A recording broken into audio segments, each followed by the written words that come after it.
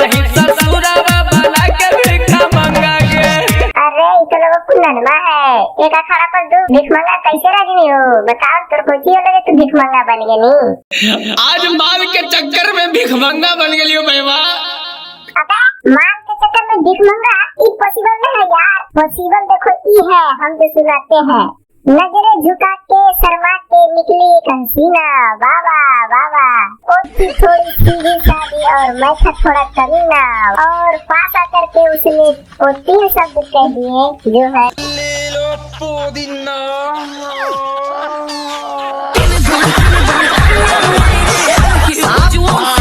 तो भाइयों एंड बहनों आप लोग से हाथ जोड़ के निवेदन है कि हमारा हिंदी कमजोर है तो आप हिंदी पर नहीं जाइएगा और वीडियो एंटरटेनमेंट के रूप में है तो एंटरटेनमेंट में देखियो और पूरा एंजॉय करियो। हाँ ना ही के करो कि अपना ना ही के करो कि दुश्मन मानियो ताकि भैया हमारे बनाने में अच्छा लगे और कमेंट में गाली मत दियो। ठीक है चला वीडियो एंटरटेनमेंट में बात तो चला शुरू करते हैं धक धका के के साथ पढ़ो हनी का खागा घरंगा के कुछ का तो कुंदन दिया फिर से बोलिए तो का खागा अंगा के क्या बोला तूने?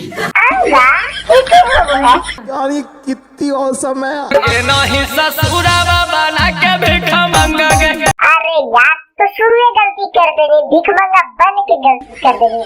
तोरा सबसे बढ़िया लो नेनुआ बेच ले फिर पुदीना बेच ले फिर या फिर ओकर दुआरे पर जाके काफिर बाबू आओ ना अरे हम लोग के सड़क को भी कर लिया तोरे खातिर गेली कमाई तारा भंगा गे। ले अगर इधर भंगा वाला भैया लोगन सब जाए मुंबई महाराष्ट्र मतलब गोवा सब जाए कमावे इधर भांगा वहाँ तो पुदीना बेच लगने वाली के नहीं ससुरावा बना के भिखा मंगा गे। छोड़िए यार जुलिया छोड़ी जो साइकिल लड़ा बोले हाँ वे और 7 गो भिख मंगा बदल को एगो हमारा एगो तोरा आप 2-4 गो इसमें है काहे खानी काम ऐसा बोल ही गे।